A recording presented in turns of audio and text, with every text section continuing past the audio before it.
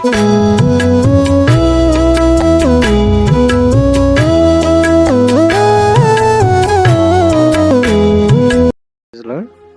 దేవుని వాక్యము సామెతల గ్రంథము నుండి 9వ అధ్యాయము 11వ వచనము. సామెతల గ్రంథము 9వ అధ్యాయము 11వ వచనము. సామెతల గ్రంథం 9వ అధ్యాయము 11వ వచనం. నా వలన నీకు దీర్ఘాయువు కలుగును, నీవు జీవించే సంవత్సరంలో అధికములగును. దేవుడి భాగమును విరిచి మన ఆత్మీయ క్షేమం కొరకై ఆశీర్వదించి వడ్డించునుగా. నా వలన నీకు దీర్ఘాయువు కలుగును, నీవు జీవించే సంవత్సరంలో అధికమగును. శ్రేష్టమైన వాగ్దానం పరిశుద్ధ గ్రంథంలో చాలా అమూల్యమైనటువంటి శ్రేష్టమైన వాగ్దానాలు చాలా ఉన్నాయి. అందులో ఇది మానవుని యొక్క భవిష్యత్తు లేదా మానవుని యొక్క ఆయుష్ పొడిగించబడే దాని కొరకై. ఈ సామెతల గ్రంథము 8, 9, 10 అధ్యాయాలు చూస్తే జ్ఞానంతో ఆరంభించబడుతుంది. జ్ఞానము గురించి నేర్పిస్తుంది. 8వ అధ్యాయము జ్ఞానము ఘోషించున్నది అంటూ, 9వ అధ్యాయము జ్ఞానము నివాసమును కట్టుకుంది, 10వ అధ్యాయము జ్ఞానము గల కుమారుడు తండ్రిని సంతోషపరచునని ఆరంభించబడుతూ వచ్చాడు. ఇక్కడ నా వలన నీకు దీర్ఘాయువు కలుగును. దేని వలన అని అంటే జ్ఞానము అని చెప్పచ్చు. జ్ఞానము 5వ వచనంలో 9వ వచనంలో జ్ఞానము గలవానికి ఉపదేశం చేయగా వాడు మరింత జ్ఞానము నందును, నీతి గలవానికి బోధ చేయగా వాడు జ్ఞానాభివృద్ధి నందును. కాబట్టి జ్ఞానం వల్ల ఏం కలుగుతుందయ్యా అని అంటే దీర్ఘాయువు కలుగుతుంది, జీవించే సంవత్సరంలో ఏమవుతాయి అధికంగా.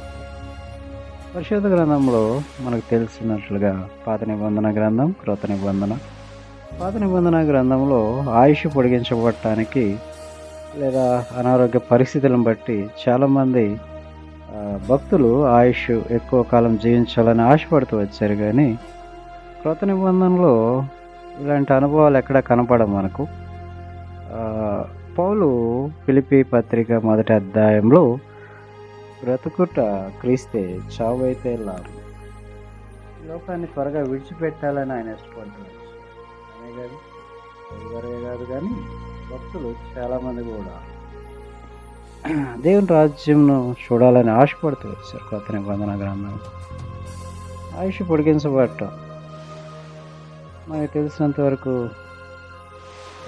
హిజ్కియా మనకి కనబడుతూ ఉంటాడు.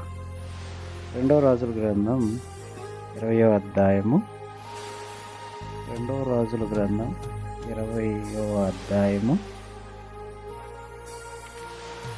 1వ వచనంలో హిజ్కియాకు మరణకరమైన రోగము కలగ్గా యెషయా వచ్చి, నీవు మరణము వచ్చునో బ్రతకవు గనుక నీ ఇల్లు చక్కబెట్టుకోమని యెహోవా సెలవిస్తున్నాడు అని చెప్పగానే ఇక్కడ ఈ హిజ్కియా ఏం చేస్తూ వచ్చాడు, తన ముఖము గోడ తట్టు తిరుపుకొని, యెహోవా యథార్థ హృదయుడనై సత్యంతో నీ సన్నిధిని నేను ఎట్లు నడుచుకుంటాను, నీ దృష్టికి అనుకూలముగా సమస్తమును నేను ఎట్లు జరిగించుతానో కృపతో జ్ఞాపకం చేసుకునమని హిజ్కియా కన్నీళ్లు విడిచుచు యెహోవాను ప్రార్థించాను.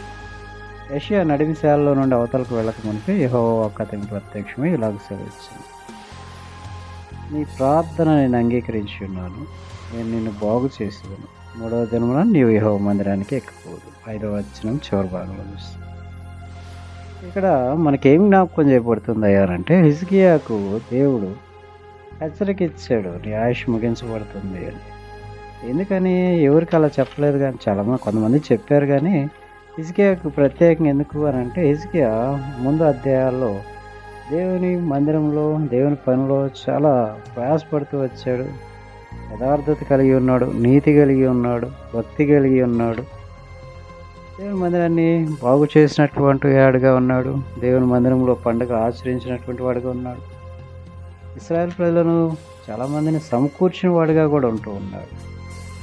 ఇవన్నీ చూస్తూ వచ్చినప్పుడు, అలాగే సన్హెరీబు ఇశ్రాయేల్ ప్రజల మీద దాడి చేస్తూ వచ్చినప్పుడు 19వ అధ్యాయంలో హిజ్కియా బట్టలు చింపుకొని గోని పట్టా కట్టుకొని యెహోవా మందిరానికి పోయి దేవుని మందిరంలో ప్రార్థన చేస్తూ వచ్చి భక్తి కలిగి ఉన్నాడు.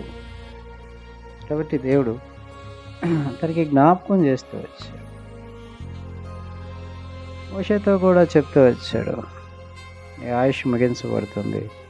నేను నీ పితరుల యొద్దకు చేర్చబడదు, కనానులోనికి పోవు అన్నప్పుడు ఒకసారి ఆ కొండ మీదకి ఎక్కి కనాను మొత్తం చూసి రమ్మని. కాబట్టి ఈ విధంగా ముందుగా హెచ్చరించబడుతూ వచ్చాడు హిజ్కియా. అయితే హిజ్కియా జ్ఞానము ఏం చేయగలుగుతూ వచ్చాడు అంటే తన జ్ఞానాన్ని బట్టి దేవుని సన్నిధిలో మోకరించి ప్రార్థించాడు. ఎంతో స్వచ్ఛత, ఎంతో నిజాయితీ, యథార్థతతో కూడిన ప్రార్థన. దేవా యెహోవా, యథార్థ హృదయుడనై సత్యంతో నీ సన్నిధిని నేను ఎట్లు నడుచుకుంటునో, నీ దృష్టికి అనుకూలంగా సమస్తమును నేను ఎట్లు జరిగించుతున్న కృపతో జ్ఞాపకం చేసుకో.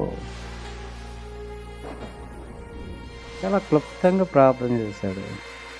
నేను ఎంత యథార్థతతో నీ యందు ఉన్నాను, నేను సత్యంతో నీ సన్నిధిని నడుచుకున్నాను, నీ దృష్టికి అనుకూలంగా సమస్తమును నేను ఎట్లు జరిగించే కృపతో జ్ఞాపకం చేసుకో. కృప జ్ఞానవంతమైనటువంటి ప్రార్థన. దేవుడు ప్రార్థనకు బహుశా సంతోషించుంటాడు, లేదా ఆశ్చర్యపోయి ఉండొచ్చు. ఇంత విశ్వాసమా, ఇంత భక్తి. వెంటనే తన ఆయుష్ను పొడిగిస్తూ వచ్చాడు. కాబట్టి ఇక్కడ దేవుని యందు జ్ఞానం కలిగి ఉన్నప్పుడు, అంటే ఆయుష్ విషయమనే కాదు కానీ మన దైనందిన జీవితంలో మనకి శ్రమ, ఇబ్బంది, ఇరుకు, శోధన, ఏదైనా కష్టము, దుఃఖము ఎదురైనప్పుడు లోకస్తుల వలె, లోకంలో ఉన్నటువంటి వారి వలె గందరగోళము, కంగారు పడిపోవటం, అక్కడికి ఇక్కడికి పరిగెత్తడం కాదు కానీ దేవుని సన్నిధిలో మోకరించగలగండి. అదే జ్ఞానం. 10వ వచనంలో అదే చెప్తున్నాడు. సామెతలు 9:10 వచనంలో, యెహోవా యందు భయభక్తులు కలిగి ఉండటయే జ్ఞానమునకు మూలము, పరిశుద్ధ దేవుని కూర్చున్న తెలివే వివేచనకు ఆధారము. కాబట్టి శ్రమ వచ్చినప్పుడు, ఇబ్బంది వచ్చినప్పుడు కంగారు పడిపోయి, భయపడిపోయి, బాధపడిపోయి, ఏడ్చి అందరినీ గందరగోళం చేసేదానికంటే మనము దేవుని సన్నిధిలో మోకరించగలిగి ప్రార్థించినప్పుడు మన ప్రార్థన దేవుడు అంగీకరించేవాడుగా ఉంటాడు. అలాగే 2వ రాజులు 4వ అధ్యాయంలో షునేమిరాలు ఉంటుంది. 8వ వచనం నుండి చివరిదాకా చూస్తే బిడ్డ చనిపోతూ వచ్చాడు.